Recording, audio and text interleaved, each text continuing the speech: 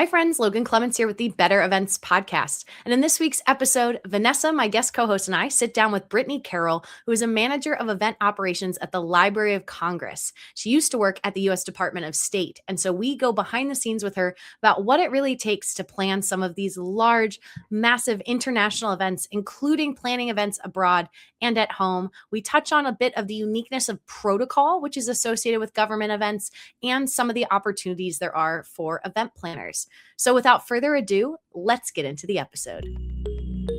Welcome to the Better Events Podcast. Join two event strategists, Logan Clements and Mary Davidson, who believe we can all create, host, and attend better events. In this podcast, you will learn about event strategy and actions that you can use today as an event host, planner, or manager.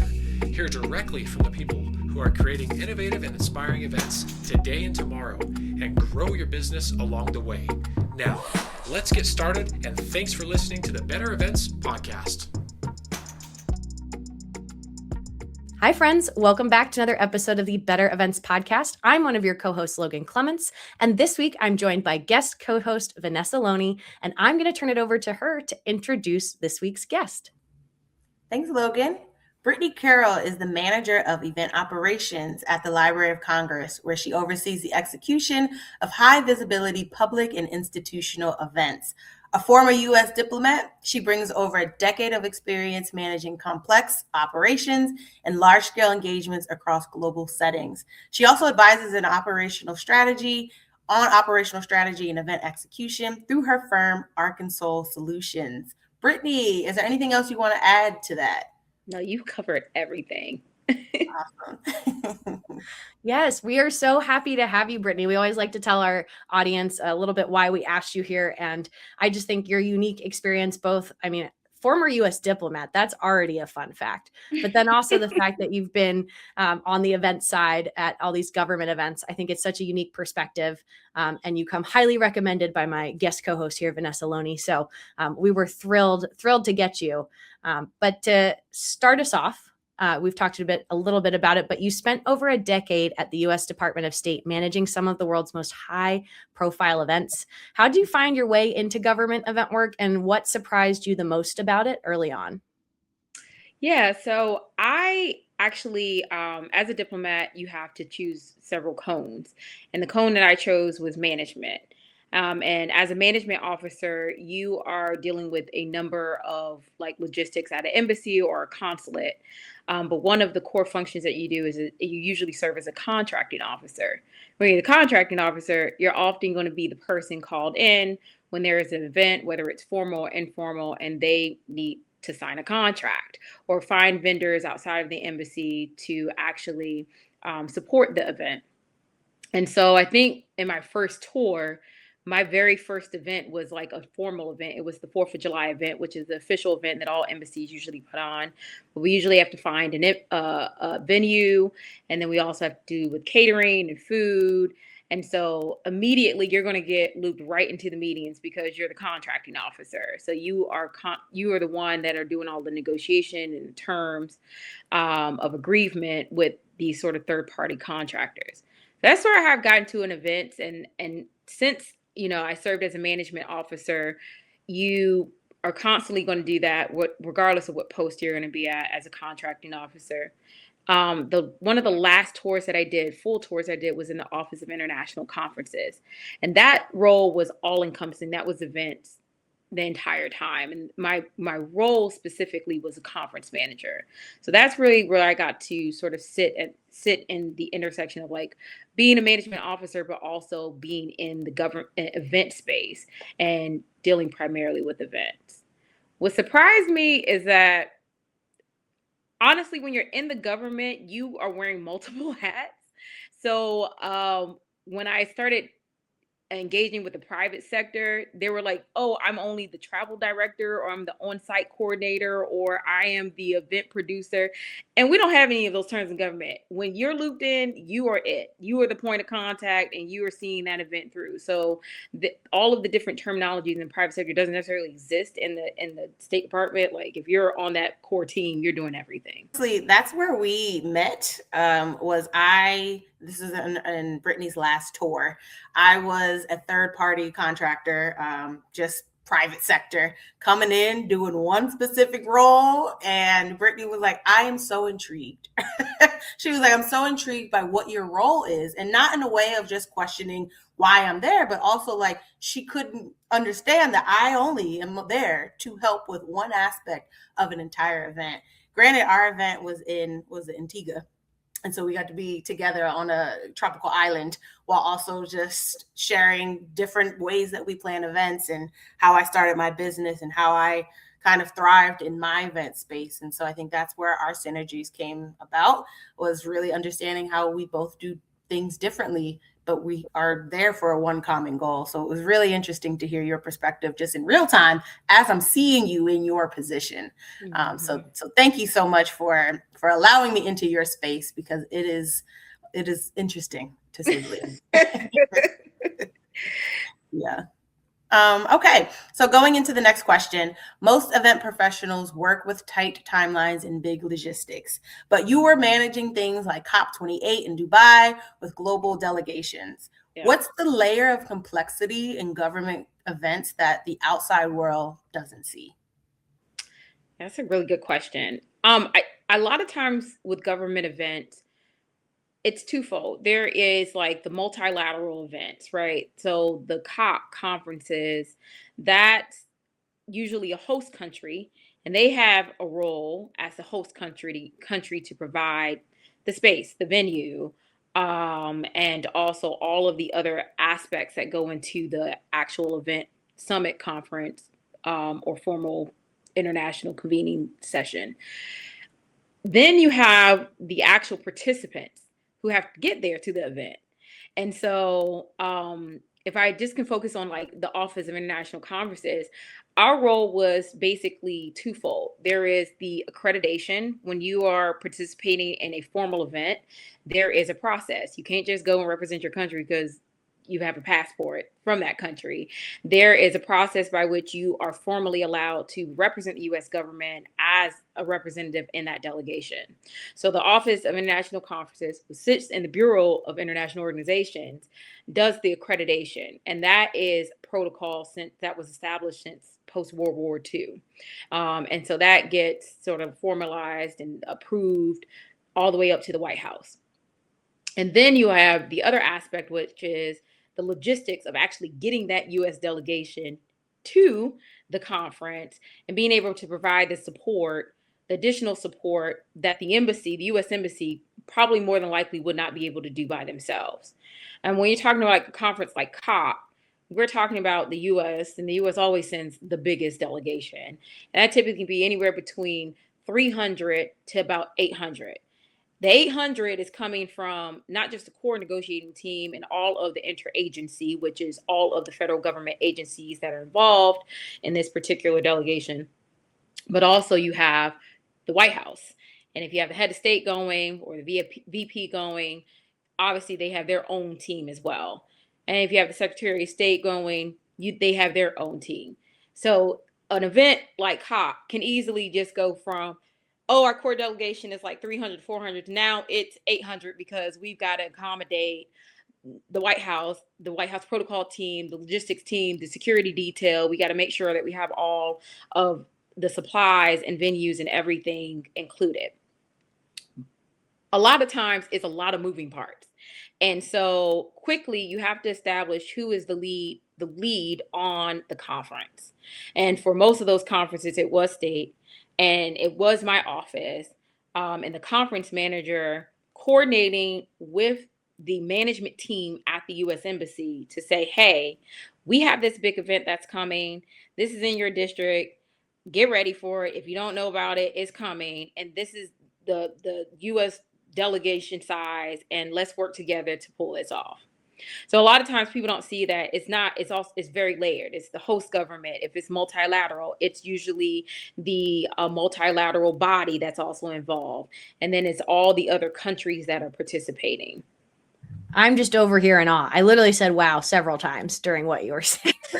Like just the layers to it, like and how something that sounds simple, but also in my heart, I feel like I'm going to liken this to, I've done several Olympic games, and there is kind of some of this layers to it where it's like, it's not as simple as like, we're hosting it, you guys are planning it, and you show up. It's like, no, we're hosting this part, you're planning this part, you're reporting to this part, but then everyone like needs to talk to each other.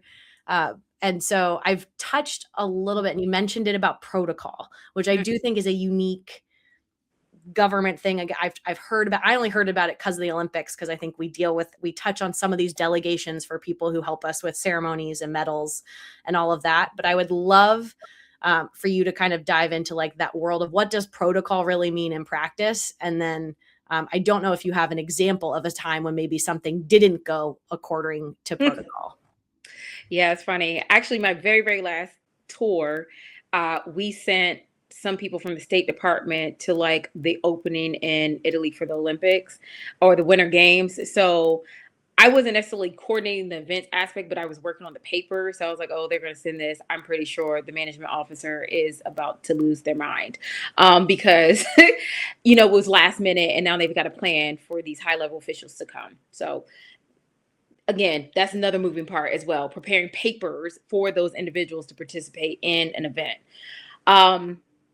Protocol is so important because it could ruin an event. It can make or ruin an event, especially when you're dealing with government officials where they are used to a certain sort of like protocol at every event, down to the titles, and down to like what sort of amenities that are provided. There are a couple of events that I've worked where I've seen protocol go a little left. When I was the liaison officer, I was a desk officer for the Office of West African Affairs for Cote d'Ivoire and Togo. And that year we had the U.S. African Leaders Summit. And that was in, I think, 2023. So a couple of things were at play. I was liaison officer for the Ivorian delegation. I had to go back and forth between my office and then the embassy the embassy for Cote d'Ivoire to sort of like work with their team because they were also having to prepare the logistics for their delegation coming from their country. So it was, as a liaison officer, I was working on their accreditation or like their badging and registration and getting the right titles and putting it in the system. And then also just when they did a switch halfway through, the president was no longer coming. They were going to send the foreign minister. Panic at the disco. So now I got to go back and send, do the re-registration all over again, making sure everyone's in there in the system. And then again, liaising with the airport for landing, liaising with the White House sometimes to get sort of their participation if they want them to speak at certain events. It was a lot. I remember that there was, when they were actually at the summit, Secret Service did not want the bodyguard, it's called the bodyguard that always accompanies the foreign minister in a certain space. And for obviously my delegation, they're not used to that. That guard is always supposed to be right by their principal. But for our U.S. Secret Service, they were like, our security detail trumps whatever this delegation is saying they must have. So what I was witnessing was also, again, this bodyguard being furious about not being able to be let into a certain meeting because of whoever the principal was speaking to.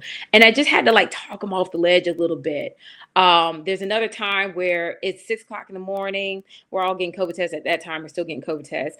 It's 6 o'clock in the morning and I'm getting yelled at by the ambassador to this country because he overheard everyone's trying to get a meeting with the president. Everybody, and you imagine these 50 African states, heads of states are to come. They all want a meeting with the president. And technically, for protocol's sake, you want the same level in those meetings.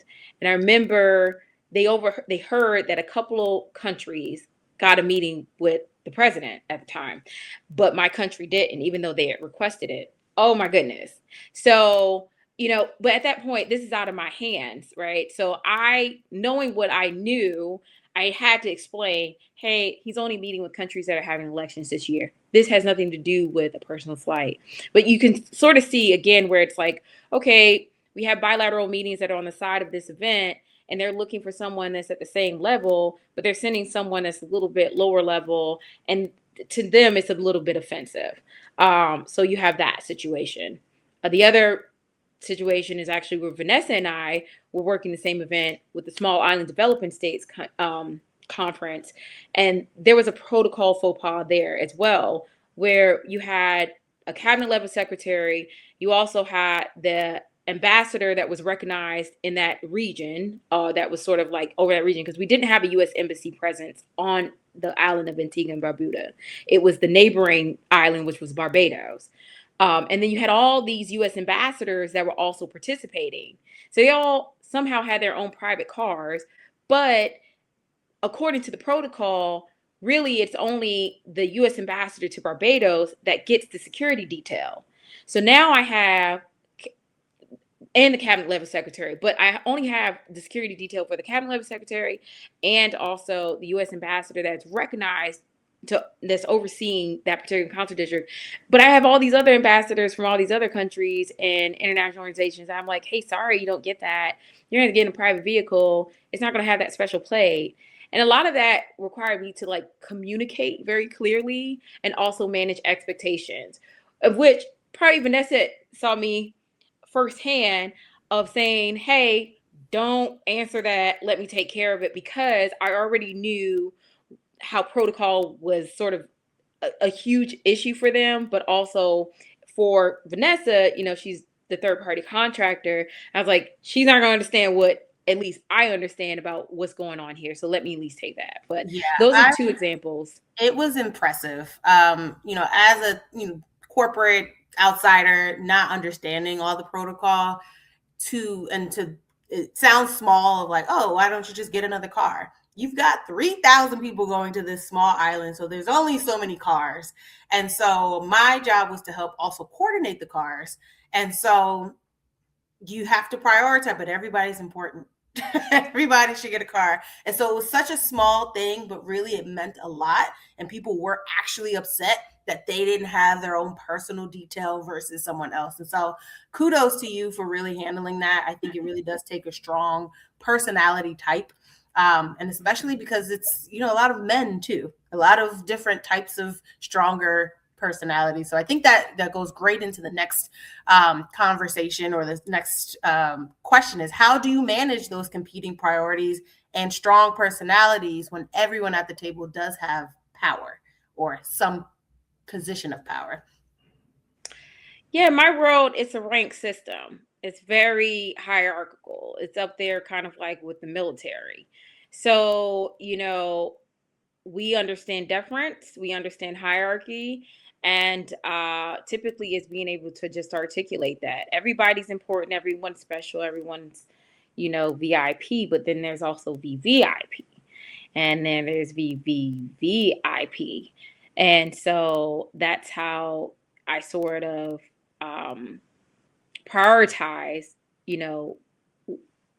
who gets what sort of services or level of amenities versus another, and also make sure that it's equitable and it's fair. Like, some of these individuals I may know personally or I have better rapport with, but at the end of the day, I want to make sure that whatever judgment call I make, that it's equitable, that it's fair, and that it's also transparent. And that requires you to have really strong communication skills and be very clear about what's happening, so that you can manage the expectations for yourself, but also manage the expectations for everybody that's involved. And that's when I want, like, for our listeners, if they have not experienced or had to use protocol before in their events, if they're corporate, nonprofit, education, any space. But I do think there's some value in what you're saying of having a protocol of your own. Because as you describe it, I was like, oh, I've done transportation coordinating for like a tennis tournament. And indeed, we had our own internal protocol. Everybody was special. Everybody was important. But it was like, yes, only certain people had their own vehicles. Certain people had access to a fleet. And certain people had to take the shuttle that we had arranged for anyone at any time to take. And my job was to kind of dance the line of like, you're all important and valuable, but also at the same time, there is a hierarchy to it. Yeah. So I'm just sitting here wishing that some of my corporate clients sometimes would remember that it would be helpful for me to know some of this. It sounds like kind of spoken and unspoken protocol at the same time, because Mhm. if we all are speaking the same language, or we all understand kind of some of that hierarchy or that prioritization that happens, I think it can help everyone meet those expectations. Because I'm sure you have multiple times, if there's miscommunications, it can kind of come back to like, okay, who didn't understand the protocol? Mhm. And I do a random question. Do you guys have it with a capital P protocol, or is it a lowercase p protocol? It depends. It really depends on how you're using it. It just depends. And I'm Yeah. not also like that particular, like, even in the State Department, there is a protocol office, and the protocol office gets involved whenever we're the host country hosting an event. They typically don't get involved when we are going to a host country participating in an event, because there's a protocol office there in that host country that's dealing with sort of the logistics for that. But it really depends. And I have not worked specifically in a protocol office, but I've had a lot of engagements with them, particularly when we were the host country for certain events. Yeah, I was going to say it probably impacts stuff that you're doing, and that's always a good resource. Our Olympic version was we had them as a resource if we had confusion about announcing somebody's name, and they gave us Yes. very specific documentation of how to do it. And at the Olympics, for like a medal ceremony, it's a big deal, and you'd say it in English and French and the host country language. And it was like, even, and we had some locals, Italian folks, who were like, we would say it this way. It was like, unless it comes in writing from this protocol office, we are Yeah. not saying it out loud. We are reading Yeah. exactly what they gave us. And it was like very strict. And I like to think it was vetted, multiple times. I'm sure, again, there were hierarchies to kind of how people got announced. But that was just scratching the surface. That, I mean, I can't imagine. I just had to say their name. I can't imagine all the other logistics. But speaking to like layers to it, I just left my last office, where I left my, State Department. There is a person behind the pronunciation and making sure that the pronunciation is right. And it's typically someone in an office, sequestered somewhere in a little office building, sitting there writing all of the papers and getting them cleared. And however that pronunciation is in that paper, it also gets to the Olympic governing body committee to make sure that they pronounce it that way. So those are the layers of a lot of government events. Like, we have touch points, even the State Department has touch points with the Olympics, just to make sure that things are going smoothly. Even with FIFA, I think we're hosting FIFA. So because we're hosting FIFA, we are absolutely involved in the protocol and just sort of the event. So. Yeah, no, it's just fascinating to think about. But yeah, for listeners out there, think of like, you could adapt your own protocol to your own event, and then also make it systems repeatable for future years. And I also just think, for if I was a speaker and I knew, or again, someone in the government, I knew, hey, here's how I'm going to be received no matter where I'm going. At least from that kind of a protocol perspective, that would control one thing. Maybe I can't control what we're actually going to talk about, but I could see how that could help things move a little smoother. I'm curious, you said you started out doing the contracting, but like sourcing vendors and managing contracts internationally has to be a completely different animal. Fortunate for myself, I haven't had to do too much of it. I have worked internationally, and just even executing contracts has been a thing. So what do event planners need to understand about working with vendors in countries where maybe rules, expectations, and even relationships are totally different? Yeah, I think that it's very important to lean on your subject matter experts. If you have not done a contract in that country and you don't know the vendors, it's very imperative that you utilize your in-country network, that can give you some inside knowledge on the vendor, but also can help you navigate some of the contracting regulations for that country, to make sure you're kind of in compliance there. And it's also important to make sure that you have someone that can help you understand whatever contract that you do draw up. For me, fortunately for me, when I was a contracting officer, I also have procurement agents that were in my section working for me. So they knew the ins and outs. They also knew a lot of the vendors that were in that country as well. So it made it kind of easy for us to sort of vet, because they already had a lot of experience vetting these vendors, and there's already probably a certain list of preferred vendors. When I was working in the Office of International Conferences, we did a lot of advanced trips.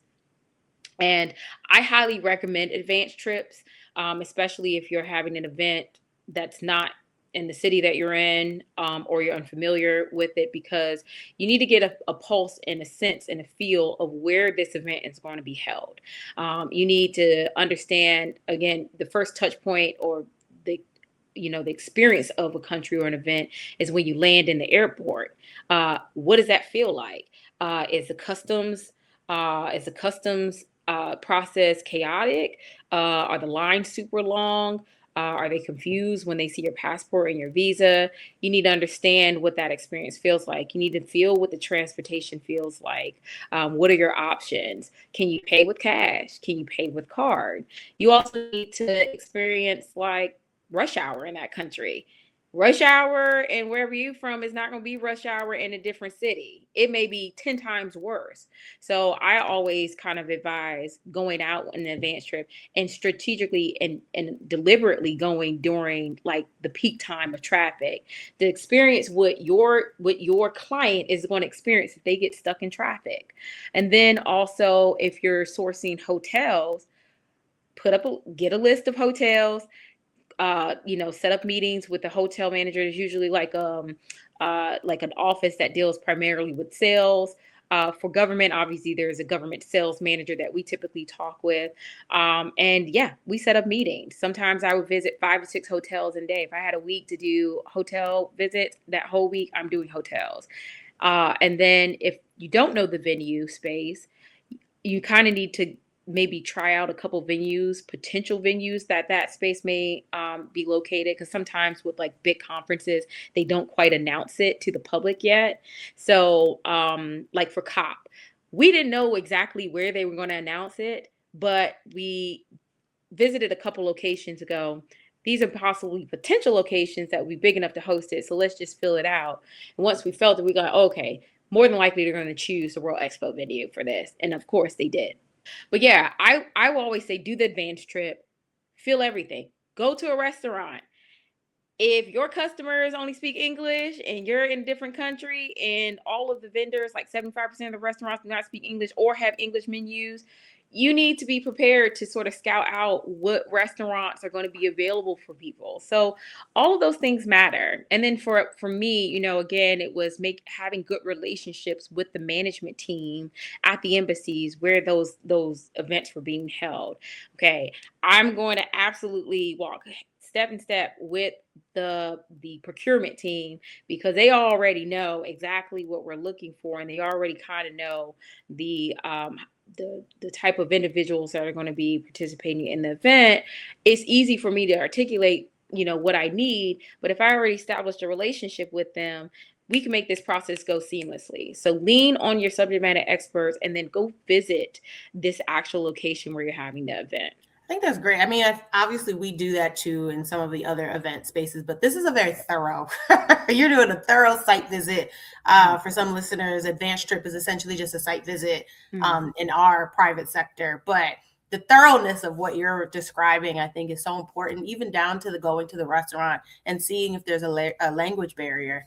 I haven't even thought about that. And I think that's something that I definitely want to implement going forward, because we do a lot of international retreats. And so thank you for that. But I will say, State Department has a little bit more weight to throw around in certain regards. When we did that event on that island, you were like, yeah, they should have asked the airlines to do more frequent flights into the country. And I'm like, yeah, definitely should have did that. And I'm like, we don't have an usual corporate side. Can't just call up American Airlines and say, hey, I need you to divert your flights, more frequently or whatever. So it's definitely same, but different. Oh, definitely different. I mean, we actually had to do that for the COP29 in Baku, Azerbaijan. Some people are going to Azerbaijan, but Azerbaijan for me is, if I can, people don't know where it is on the map. It's like if Turkey and Russia had a baby and produced Azerbaijan. It's like it connects the East to like the West. And so when they announced that they were hosting the COP conference there, we were like, how how many flights are going to Baku, Azerbaijan? And when we start looking at the flight plan, we're like, there are not enough flights for 40,000 people around the world to get there. And we're talking not just the US, but we're also looking at people from the Maldives or from, Togo or South Africa. How are they going to get to Baku, Azerbaijan? So if we have the leverage to be able to call some partners or US companies, US airlines that we have this sort of Fly America Act, already in place, yeah, we're absolutely going to call them and say, hey, we noticed that you have this many flights. Do you think that you can increase it? Because there's a very large international multilateral event that's happening, and you're probably going to need to increase flights. It's a win-win sort of situation where it's like, hey, you're about to have a lot of people flying to this location. It also behooves you to have more flights so that, people can get there. Yeah, I love that. All right, so I think we're coming down to the final couple of questions here. What is your advice for someone who wants to pursue work in government and public sector events? What's something that can kind of be in both sectors? So one of the things that we typically so for federal government, because now the new job that I have is a little different. There are obviously a lot of regulations that come with contracting with the federal government, with the U.S. government. And so if you are a private sector, one of the things that you could do is register for SAMS. Please don't ask me what SAMS stands for, but it's basically you get a SAMS number, and that sort of puts you into this sort of registry system with the federal government as a verified sort of vendor that can do business with the government. A lot of the issues that we run into is that we find this really fantastic vendor in this place like Antigua and Barbuda, but they don't have a SAMS number. And we really can't contract with them unless they have a SAMS number. So a lot of times we would have to get our team, our management team, procurement teams to sort of like help them through the process of getting registered for that. So if you're interested in being a vendor for the federal government, look at all of those sort of registration requirements that are needed so that you become a vendor that's registered in the system. And that even goes for international vendors as well. The other thing too is the government always needs supplies and services that is beyond our capacity. Just in this year alone, we lost I think over 300,000 jobs in the federal government. So with the absence of those employees doing the work, it doesn't mean that the work doesn't need to be done. So looking at the gaps in government, you can sort of read between the lines and see how you can fill in those gaps with those services. The event space is very interesting because the contractor that we had for events that also subcontracted to Vanessa's company, they typically don't do events. It just happened to be something that they fell into, which to me alluded that there are not too many companies that primarily focus on providing a service for government events. So that space is really kind of the Western frontier. It's really untapped, I believe. And you don't necessarily have to look at it from these larger events like Summit for Americas. Obviously, you got to be a pretty large company to be able to handle the demand of that kind of conference. But there's a lot of local governments, state governments that have events as well, and they constantly publish RFPs for event services. So look on your state government site for RFPs for services, event services, and you can find it there. But then also just sort of I think to just have a general knowledge of these sort of events that are coming, because there are also going to be additional services like transportation. You may have a vehicle, a commercial vehicle, and there is a group that's coming in from a different country and they need to contract a commercial vehicle. Boom, that is a service line right there. So really think about all the different aspects that go into events and figure out, okay, what can I provide?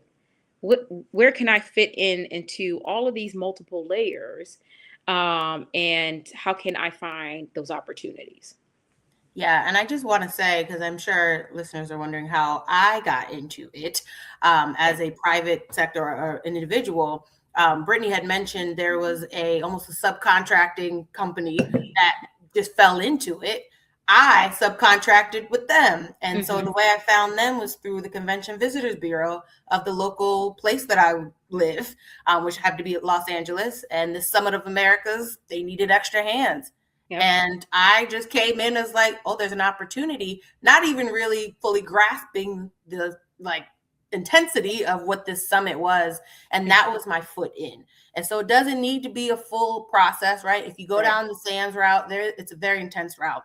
Yes, that's intense. But if it's overwhelming, you can also go a different route, right? And I think in our last episode, we talked about relationship building. Having a relationship with your CVB, your Convention Visitors Bureau, is very important because it leads to big opportunities like this. So I just wanted to chime in and give a little context to how I got involved as well. So thank you, Brittany, for that. Yeah, no, I think it's super helpful. It sounds, I'm pleasantly surprised, Brittany, that we have a very positive outlook about opportunities in the future, because I think that is one. There were some other folks who had been relying on some long-term government contracts, and some of those have gone away in addition to the jobs. But to your point, there's still the work needs to be done, and whether that's then through subcontracting or different avenues, it sounds like there's a lot of very cool things that you are doing that other event pros could be a part of. We could keep talking to you for hours. I would love to. I'm like, gosh, seriously, I'm going to plug it. You better write a book at one point, because I would read it. It would be great. I'm going to echo it. We're going to try to manifest it happening. But is there anything else you'd like to add, and where can our listeners find you before we let you go? No, I don't think I have anything to add. Obviously, I could talk on and on because I have stories for days. But you can find me. I talk about, I'm pivoting a little bit because I've changed jobs. And now I'm a little new at the Library of Congress, and the way they do events with the legislative branch is a lot different than the executive branch. But you can definitely find me on LinkedIn, Brittany Carroll. I'm probably going to talk a lot more about events and what that looks like, and some of the lessons I've learned, and some of the things that I sort of think about in my day to day, but also just some of the strategy that I would like to sort of impart for the event space.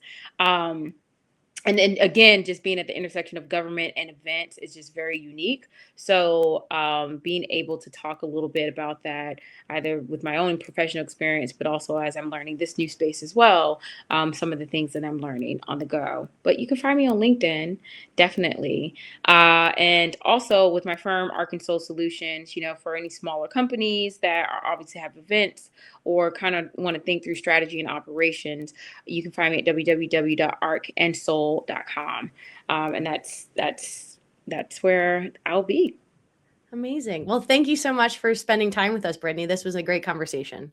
Thank you so much, Logan. Vanessa, it's great to talk with you both and be on the show.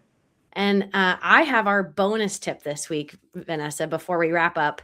And my bonus tip is to always have a backup mic. And this is my favorite backup plan. I've used it countless times on site. And one thing I'm finding is sometimes clients don't think of the backup mic when they're thinking of how many mics do I need for my event? I want 4 at a time on stage. Cool. We just need 4. No, you always need a backup mic, even if it's a 5th that sits at the table with your tech. Or my favorite thing is always, if you have a podium, a lectern of any kind that people are standing at to talk, you hide an extra mic in that podium. So it's a very quick to switch over if they have any mic challenges. I'm telling you, the amount of times I talk through this backup process with speakers, with techs, and then versus the number of times I've had to use it. Right now, I'm doing a really good wind strength. I'm going to knock on all the wood. So just make sure you can borrow my lucky rabbit's foot, and always have a backup microphone scoped for your event. Love that. I should buy a mic and just have it, just in case.